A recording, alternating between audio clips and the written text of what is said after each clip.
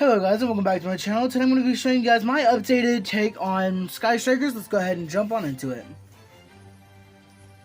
Starting off, of course, we have 3 copies of Ray. Ray has the amazing ability to quick effect. You can link this card, you can tribute this card to special summon 1 link monster from your extra deck as long as it's a link 1. And of course it has to be a Sky Striker monster.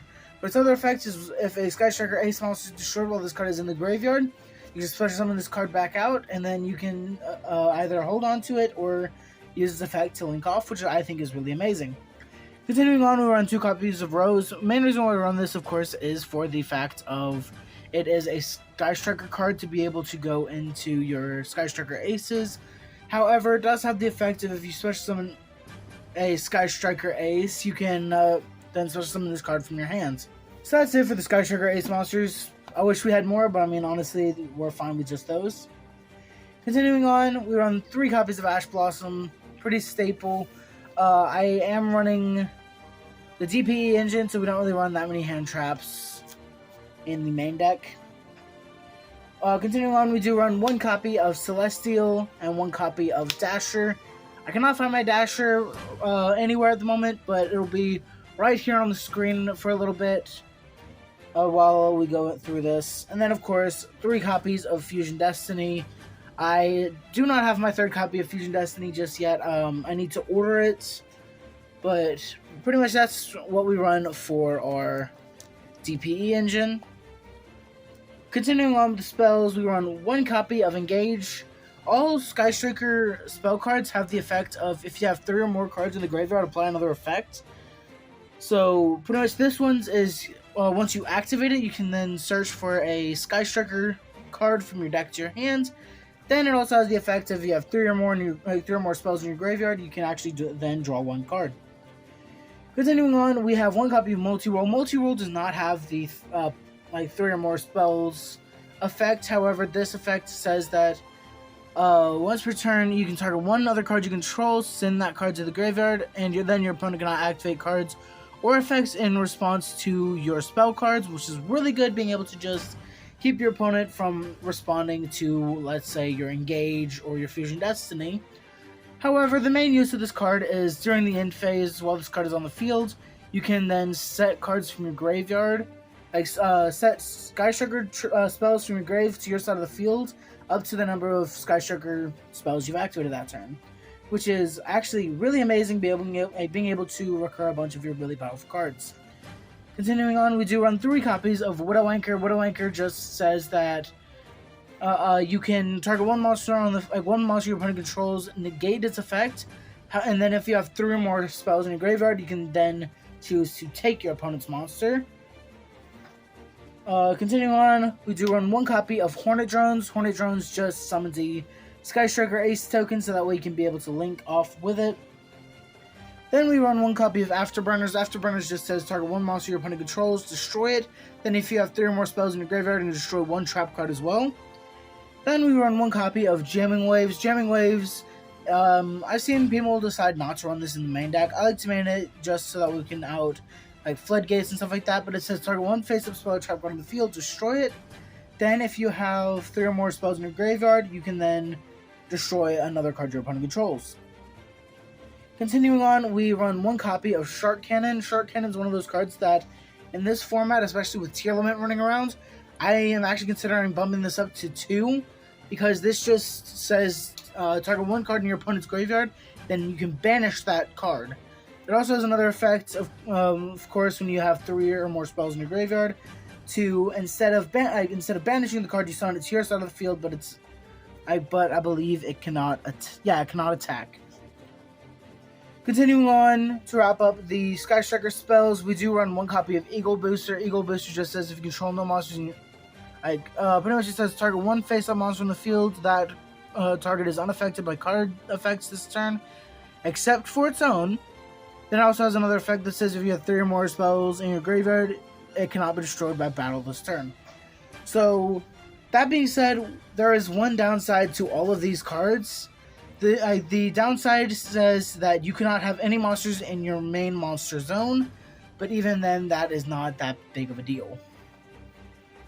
because you're going to probably get rid of most of those monsters and be able to clear your board so you can activate those effects.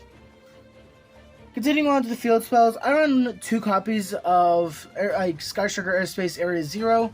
Area 0 just says that you can destroy one card on the field to excavate the top 3 cards of your deck. Then if you do, add 1 excavated Sky Striker card from that excavated to your hand.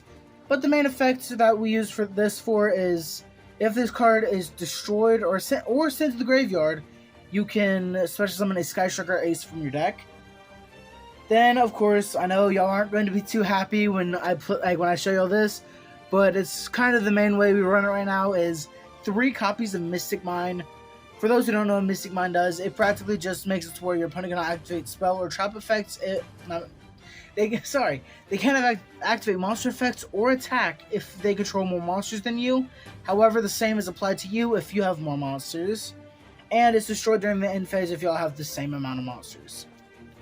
Then, to wrap it up, I do run 1 copy of Terraforming to be able to search out the field spells. Continuing on, I run 3 copies of Foolish Burial Goods. I've seen people tell me to run this in comment sections when I profiled this before, and I was probably not the smartest deciding not to run it, because what you send off of this is 1 copy of your Metal Foes Fusion, and just this card allows you to have 2 more spells in your graveyard for your Sky Striker effects, and this just says you can special summon it back into the deck and draw a card. To wrap up the spell cards, we do run 1 copy of MST. MST is... I just find that it's really good because it's not only going to pop your opponent's cards, but it can pop your cards if you really need to be able to activate the effect of, like, your field spell or something. But if you really don't need it and there's no use for it, you can always just set it, and then you could use multi-roll to kind of just destroy it and then protect you.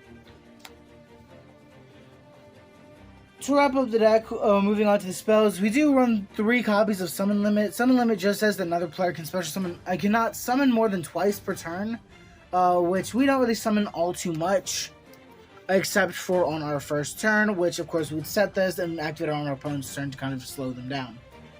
Then to completely finish out the deck, we do run 3 copies of Infinite Impermanence to add to the Ash Blossom for the hand traps.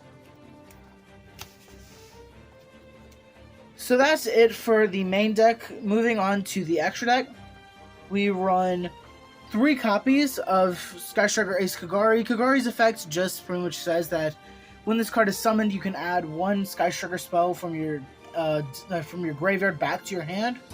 So you can practically just add back Engage. That's the main use for this. However, you can also add back other really powerful cards. Continuing on, we do run 3 copies of Shizuku. Shizuku just says that during the end phase, you can add 1 Sky Striker card from deck to hand.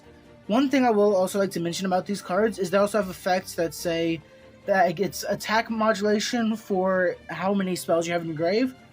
Kagari's effect is Kagari gains attack equal to the amount of spells in your grave times 100. So this can get really big really quickly, or you can go with Shizuku, which decreases all of your opponent's monsters' attack points by the amount of spells times 100. Continuing on, this is one of the win conditions for the deck. We run 3 copies of Hayate. I hate that I have to call this card a win condition, but with Mystic Mine, being able to just summon this, attack your opponent directly, and then being able to get it off the field using something like Afterburners, it's just really powerful. Because the main thing about this is it can attack directly, and then if it deals damage to your opponent, you can send 1 Sky Striker spell from your deck to your graveyard. Continuing on, we run 2 copies of Kaina. Kaina isn't nearly as useful. The main effect for this is that if you activate a Sky Striker spell and it completely resolves, you gain 100 life points. But the main use for this is actually whenever you summon back your... let's say your opponent attacks into your monster, let's say Kagari, destroys the Kagari, you summon back out Ray, you use Ray to summon into Kaina. Kaina's effect is on summon, you can target 1 monster your opponent controls, and it cannot attack for the rest of the turn. Continuing on with the Sky Strikers, I personally run 2 copies of Zeke. I've seen people just run 1 copy. I like 2 because sometimes you do kind of put a bunch of stuff onto the board trying to do as much damage as possible. And Zeke is just there to kind of help clear your own board so that way you just have the monster in the spell and trap zone. The extra monster zone, wow. I cannot speak properly today. To finish off the Link monsters, we do run 1 copy of Access Code Talker. Access Code Talker is really good in this because you gotta think you're running Dark, Earth, Wind, Water, and Fire that you're pretty much... That's not a fire. And Fire.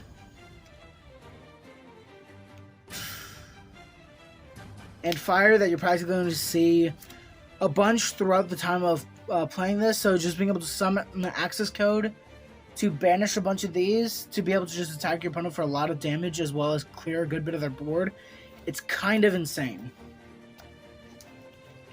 Then, of course, to wrap up the extra deck, I do run 1 copy of Destroyer Phoenix Enforcer because with Fusion Destiny at 3, might as well run it because this can clear itself off the field so that way all your cards are still viable to be activated.